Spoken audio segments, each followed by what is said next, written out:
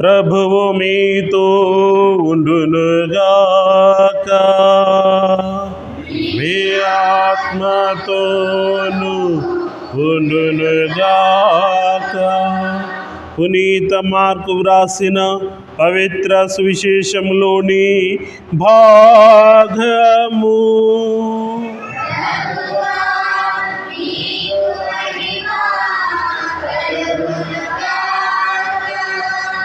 Mark సువార్త 6వ అధ్యాయము 7వ వచనం నుండి 13వ వచనం వరకు. మార్కు సువార్త 6వ అధ్యాయము 7వ వచనం నుండి 13వ వచనం వరకు. యేసు 12 శిష్యులను తన చెంతకు పిలిచి బోధించుటకు జంటలుగా వారిని గ్రామములకు పంపుచు అపవిత్రాత్మలను వెళ్ళగొట్టుటకు వారికి శక్తినిచ్చెను. ప్రయాణములో మీరు చేతికర్రను తప్ప మరి ఏమియో తీసుకుని పోరాదు. రొట్టె గాని సంచి గాని ధనమును గాని వెంట తీసుకుని పోరాదు. పాదరక్షలు తొడుగుకొనుడు కానీ 2 అంగీలను తీసుకుని పోవలదు. మీరు ఎచట ఒక ఇంట పాదము మోపుదురో అచటి నుండి వెడలిపోవునంత వరకు ఆ ఇంటనే ఉండుడు. ఎవరు మిమ్ము ఆహ్వానింపరో, మీ బోధను ఎవరు ఆలకింపరో వారికి తిరస్కార సూచకముగా మీ కాలి దుమ్మును అచట దులిపి వెళ్ళిపొండు అని యేసు తన శిష్యులతో చెప్పెను. అంతటా ఆయన శిష్యులు పోయి ప్రజలు పశ్చాత్తాపంతో హృదయ పరివర్తనము పొందవలెనని బోధించిరి. వారు అనేక పిశాచములను పారద్రోలిరి. రోగులకు అనేకులకు తైలము అద్ది స్వస్థపరిచిరి. ఇది క్రీస్తు సువిశేషము. సువిశేష ప్రబోధం ద్వారా మన పాపములు పరిహరింపబడునుగాక. ప్రియ స్నేహితులారా, సమాజంలో విలువలు పడిపోయినప్పుడు, సమాజము అధోగతి పాలవుతున్నప్పుడు, సమాజము అవినీతి పాలైనప్పుడు, సమాజము నాశనానికి గురి అయినప్పుడు, దేవుని కోపానికి గురి అయినప్పుడు దేవుడు ఈ సమాజాన్ని, ఈ లోకాన్ని కాపాడడానికి అప్పుడప్పుడు దేవుడు ప్రవక్తలను పంపుతూ ఉంటాడు. అదే మనం ఏమని చెప్తాము? మనము దేవుడు ఒక్కొక్క కాలంలో మహాత్ములను పంపుతూ ఉంటాడు, మహనీయులను పంపుతూ ఉంటాడు. కనుక ఆ మహనీయులను, మహాత్ములు ఎందుకు వస్తారు అంటే దేవుడు పంపినారు కనుక వాళ్ళు వస్తూ ఉంటారు. దేవుడు పంపినటువంటి మహనీయులు, మహాత్ములని మనం స్మరించుకుంటూ ఉంటాము. కనుక ప్రియ స్నేహితులారా, ఈ లోకాన్ని సృష్టించింది దేవుడే కాబట్టి, ఈ లోకాన్ని కాచి కాపాడేది దేవుడే కాబట్టి, ఈ లోకాన్ని కాపాడడానికి దేవుడు మహనీయులను, మహాత్ములను, గొప్పవారిని, ప్రవక్తలను, అపోస్తులను యేసు ప్రభు మనకు దేవుడు పంపుతూ ఉన్నాడు. కనుక ప్రియ స్నేహితులారా, సమాజంలో విలువలు పడిపోయినప్పుడు, మానవత్వం అనేది మంటగలిసిపోయినప్పుడు, ఈ లోకంలో దేవునిని గుర్తించకుండా, తోటి మానవుని ప్రేమించకుండా అరాచకాలు సృష్టించినప్పుడు ఈ లోకాన్ని సర్దిపెట్టడానికి దేవుడు అపోస్తలులను పంపించినాడు. యేసు ప్రభు అపోస్తలులను పంపించినారు.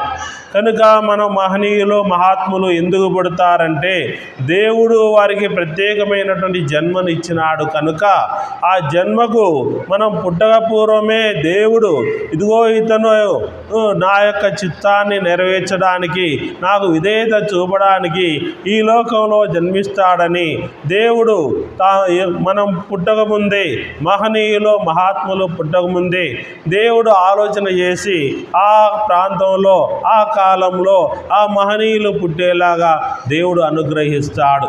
కనుక ప్రియ స్నేహితులారా, మనం ఒక్కొక్కసారి అనుకుంటూ ఉంటాం, గొప్ప గొప్ప కుటుంబాలలో, రాజుల కుటుంబాలలో, ఇంకా ధనవంతుల కుటుంబాలలో, ఐశ్వర్యవంతుల కుటుంబాలలో మహనీయులు, మహాత్ములు పుట్టచ్చు కదా అని మనం అనుకుంటూ ఉంటాము.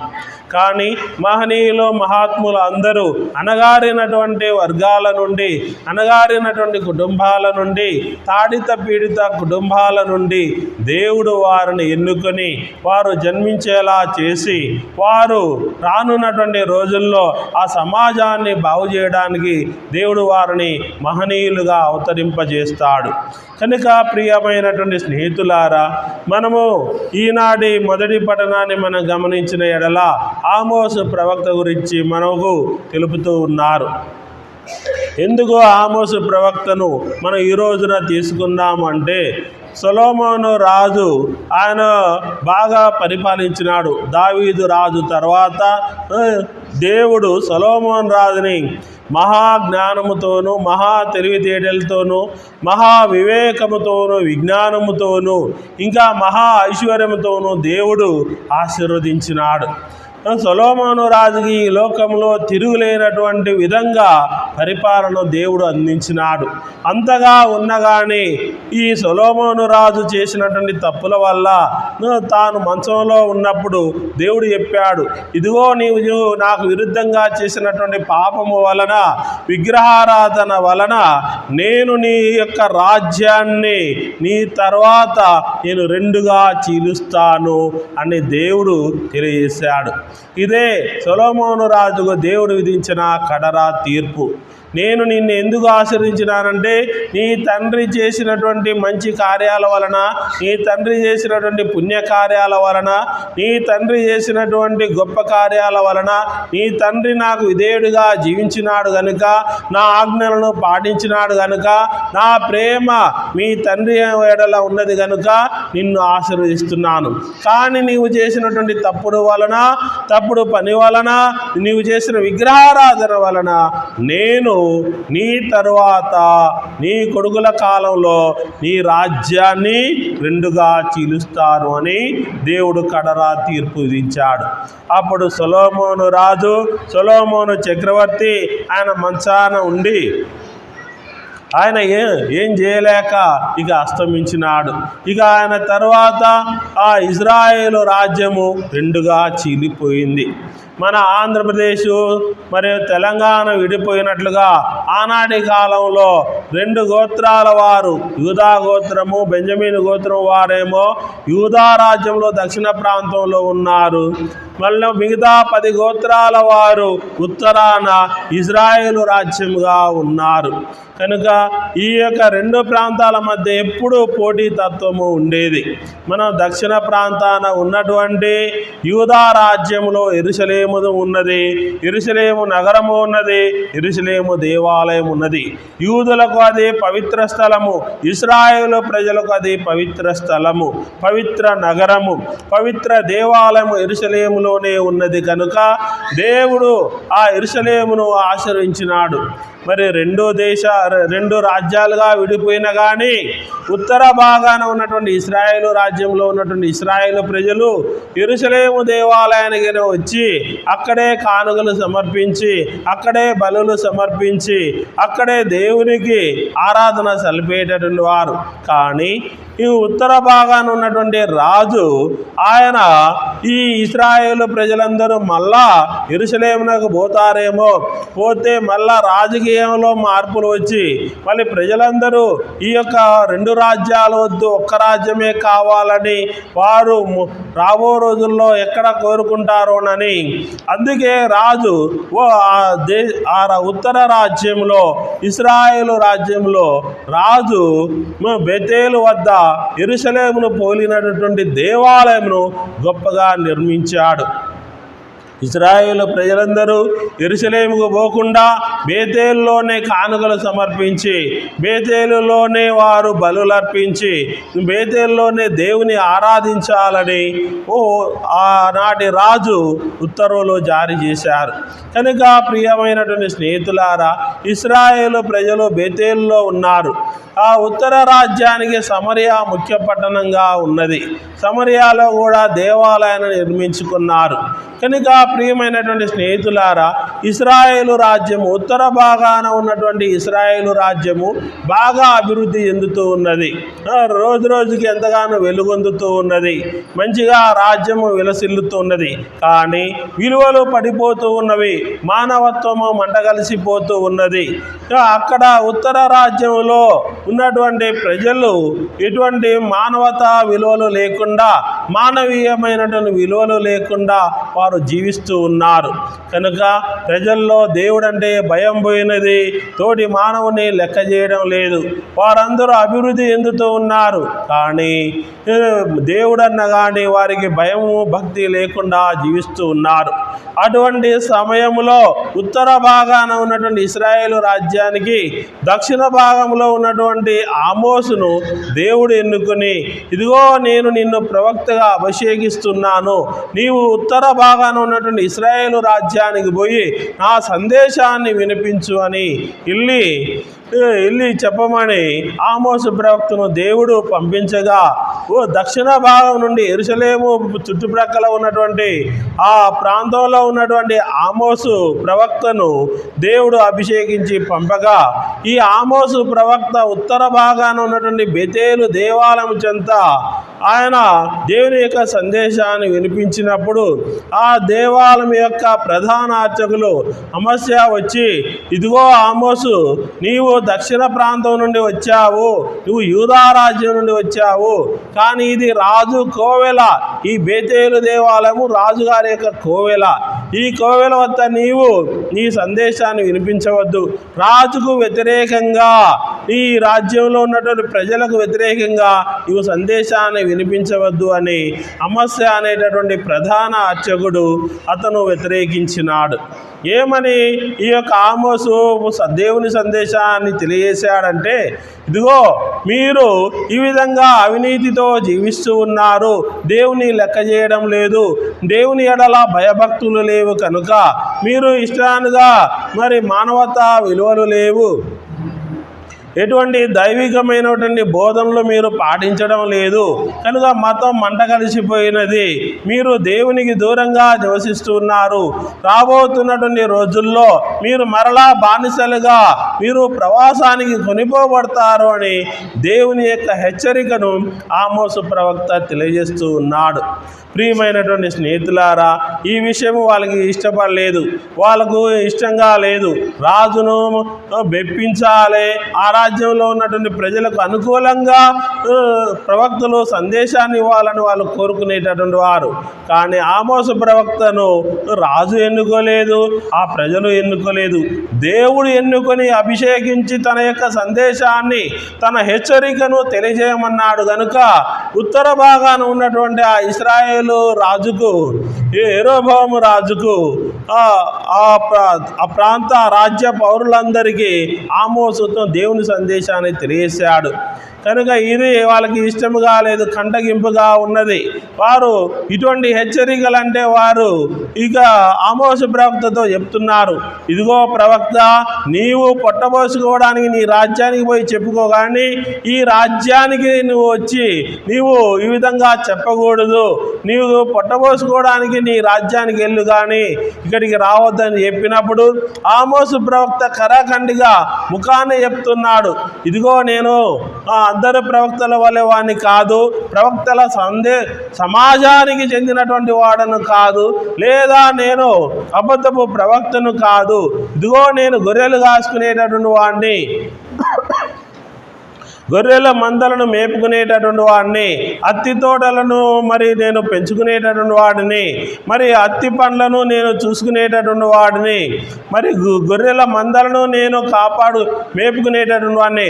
అటువంటి నన్ను దేవుడు ఎన్నుకొని నన్ను అభిషేకించి ఇదిగో హెచ్చరికను మీకు తెలియజేయమని, తన సందేశంగా తెలియజేయమని పంపించినాడు అని ఆమోసు ప్రవక్త తెలియజేస్తూ ఉన్నాడు. ప్రియమైనటువంటి స్నేహితులారా, ఎవరైనా కానీ మనకి 4 మంచి మాటలు చెప్తే మనం ఏమనుకుంటాము, ఆహా ఓహో ఎంత బాగా చెప్పినాడు మన గురించి అనుకుంటాం. అదే మనల్ని విమర్శించి కానీ ఏదైనా కానీ మనకు ఇష్టం లేని మాటలు 4 చెప్తే, వీడోడు ఇట మాట్లాడుతున్నాడు, వీనికి ఎంత, అసలు వీడు గురువా, అసలు వీడు మనిషేనా, అసలు ఈ నోడు పంపించినాడు అని మనం కూడా అంటాము. కదా. ఆనాడే కాదు, ఈనాడు కూడా అటువంటి ప్రవర్తన అనేది మనకు కనబడుతూనే ఉన్నది. కనుక ప్రియమైనటువంటి స్నేహితులారా, ఆమోసు ప్రవక్త దేవుడు ఎన్నుకొని అభిషేకించి పంపించి తన సందేశాన్ని వినిపించమన్నాడు కనుక ఆ సందేశాన్ని వినిపించాడు. కనుక ఆ తర్వాత ప్రవక్త మాటలను వాళ్ళు వినలేదని, ప్రవక్త చెప్పినటువంటి మాటలు వాళ్ళు ఆలకించలేదని, తమ ఇష్టం వచ్చినట్లుగా జీవించారని, దానికి పర్యవసానంగా వాళ్ళు అసీరియాకు వాళ్ళు, పర్షియాకు వాళ్ళు, బాబిలోనియాకు వాళ్ళు బానిసలుగా పోయినారని మనకు చరిత్ర చెబుతూ ఉంది. కనుక ప్రియమైనటువంటి స్నేహితులారా, ఈ దినమున 2వ పఠనంలో పునీత పౌలు గారు ఎఫెసీయులకు రాసిన లేఖలో చెప్తూ ఉన్నారు, ఇదిగో మనము పుట్టక పూర్వమే దేవుడు మనల్ని ఎన్నుకున్నాడు. తన కృప ఐశ్వర్యముల వలనే మనం ఈ లోకంలో పుట్టాము. ఇదేదో మన యొక్క గొప్పతనం కాదు, ఇది మన యొక్క అర్హత కాదు. దేవుడు మనకు ఉచితంగా ఇచ్చాడు, ఉచితంగానే పొందాము, ఉచితంగానే ఇవ్వాలని చెప్తూ ఉన్నాడు. కనుక ప్రియమైనటువంటి స్నేహితులారా, మన పుట్టుకకు పూర్వమే దేవుడు మన గురించి ఆలోచన చేసి మనకు ఈ లోకంలో జన్మనిచ్చినాడని, మనం ఈ లోకంలో పుట్టినామని మనం తెలుసుకోవాలి. ఎవరు ఎందుకు ఎక్కడ ఎలా పుట్టాలో అది దేవుడే నిర్ణయించినాడు. దేవుని యొక్క ప్రణాళిక లేకుండా, దేవుని యొక్క ప్రమేయం లేకుండా ఎవరు ఈ లోకంలో జన్మించలేదని మనకు 2వ పఠనం ద్వారా తెలుస్తూ ఉంది. కనుక ప్రియ స్నేహితులారా, ఎంతటి మహనీయులైనా, ఎంతటి గొప్ప వాళ్ళైనా, ఎంతటి ప్రవక్తలైనా, ఎంతటి మహాత్ములైనా, ఎంతటి అపోస్తులైనా కానీ, ఎంతటి భక్తిపరులైనా కానీ, దేవుని యొక్క కృప వలనే మనము, దేవుడు మన గురించి ఆలోచన చేసి మనల్ని ఈ లోకంలో పుట్టించాడు కనుక ఇది మన యొక్క అర్హత కాదు, మన గొప్పతనం కాదు, మన తల్లిదండ్రుల గొప్పతనం కాదు. ఎవరు ఎక్కడ పుట్టాలో, ఏ తల్లిదండ్రులకు పుట్టాలో, ఏ కుటుంబంలో పుట్టాలో, ఏ సమాజంలో పుట్టాలో, ఏ కులంలో పుట్టాలో దేవుడు ఎన్నుకున్నాడు, దేవుడు నిర్ణయించాడు కనుక మనం ఈ లోకంలో జన్మించాము, ఈ లోకంలో పుట్టాము. కనుక ప్రియ స్నేహితులారా, దేవుడే మన గురించి ఆలోచన చేసి మన కోసం ఒక నిర్ణయం తీసుకొని, మనం పుట్టక పూర్వమే ఎవరు ఈ కుటుంబంలో పుట్టాలి అని దేవుడు నిర్ణయించినాడు కనుక మనం ఈ లోకంలో జన్మించాము. కనుక దేవుడు ఇచ్చినటువంటి జన్మకు దేవుని కోసమే మనము కృషి చేయాలి, దేవుని కోసమే మనం సేవ చేయాలి, మనం దేవుని కోసమే మనము జీవించాలి. కనుక ప్రియ స్నేహితులారా, ఈ దినమున సువిశేషంలో యేసు ప్రభు తన 12 మంది శిష్యులను పిలిచి వారిని ఇద్దరిద్దరు చొప్పున గ్రామాలకు పంపించినాడు. మరి పంపించేటప్పుడు యేసు ప్రభు కొన్ని జాగ్రత్తలు చెప్పినాడు. మరి ఏ విధంగా పోవాలి అనేది యేసు ప్రభు చెప్పాడు. అసలు యేసు ప్రభు వారిని ఎందుకు ఎన్నుకున్నాడంటే అపవిత్ర ఆత్మలను వెళ్ళగొట్టడానికి, మరియును రోగులకు తైలము అద్ది వారి స్వస్థతలను దయచేయాలని, మరియు పిశాచాలను పారద్రోలడానికి, ప్రజలు పశ్చాత్తాపంతో హృదయ పరివర్తనం చెందడానికి, బోధించడానికి యేసు ప్రభు తన అపోస్తలులను పంపిస్తూ ఉన్నాడు. అయితే వారు సువార్త ప్రబోధానికి వెళ్ళేటప్పుడు, సువార్త ప్రచారానికి వెళ్ళేటప్పుడు వారు ఏమేమి జాగ్రత్తలు తీసుకోవాలని చెప్తూ ఉన్నాడు. మీరు ప్రయాణంలో చేతి కర్రను తప్ప ఏమి తీసుకుని పోరాదు. ఎందుకంటే ఆ రోజుల్లో దారి దోపిడిగాళ్ళు, దొంగలు ఎక్కువగా ఉన్నారు. ఇంకా వాళ్ళు ఎడారిలో పోతూ ఉన్నారు కనుక వాళ్ళు అటువంటి సమయంలో మరి మృగాల దాడి నుంచి కూడా తప్పించుకోవడానికి చేతిలో కర్ర ఉండాలి. ఆ రొట్టె కానీ, సంచి కానీ, ధనమును కానీ వెంట తీసుకుని పోరాదు.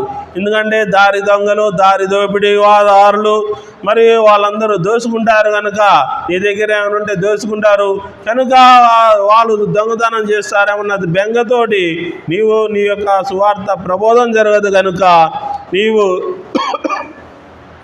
నీ వెంట ధనమును కానీ, రొట్టె కానీ, సంచిని కానీ తీసుకుని పోరాదు అంటున్నారు. మరి యేసు ప్రభు చెప్తున్నాడు, పాదరక్షలను దొడుగుకొనుడు.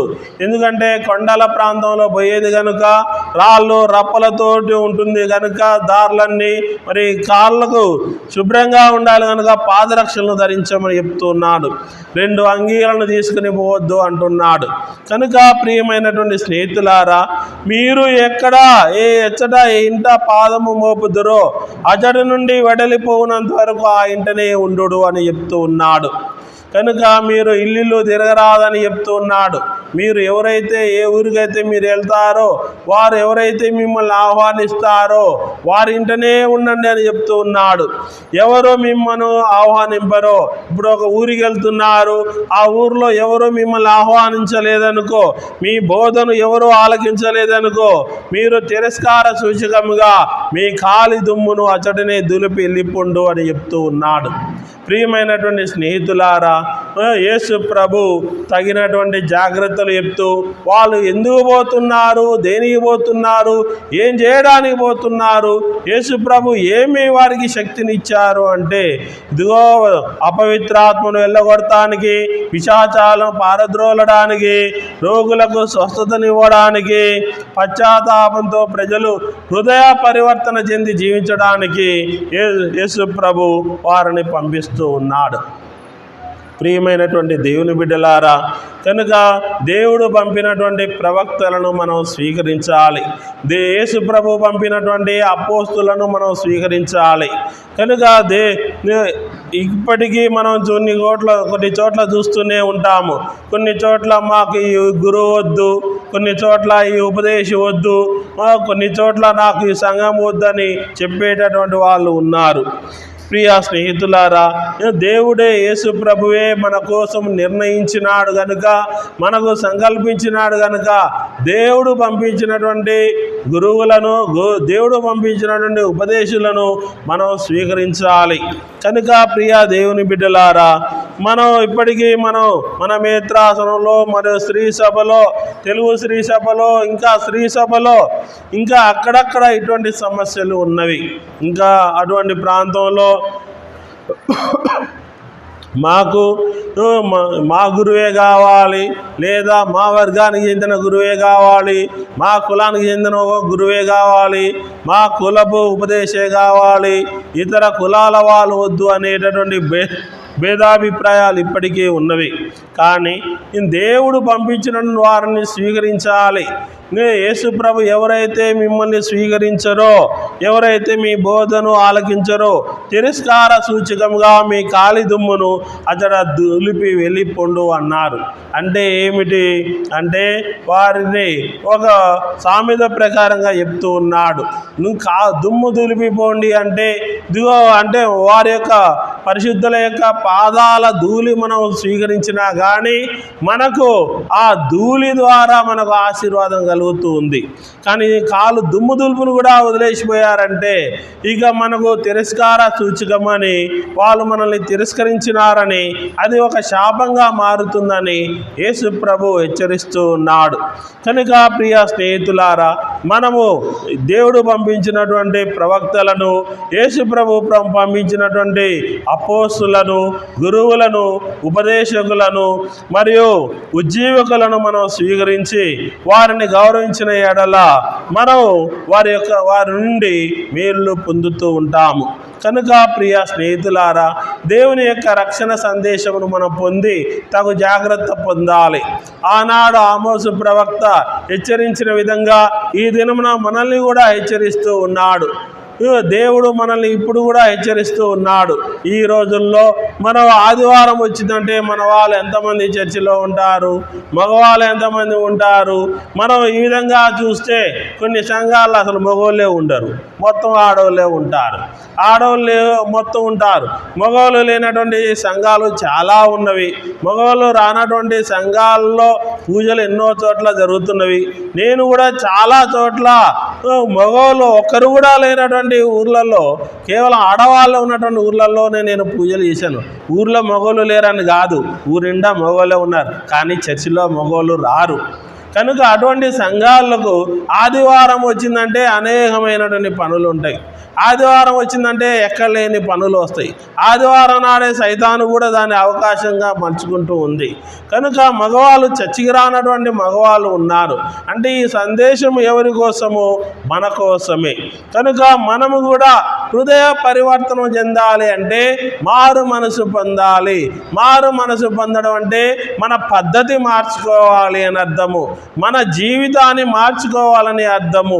దేవుని యొక్క కృప కోసము మన జీవిత పనులను, మన రోజువారీ పనులను మనం మార్చుకోవాలి.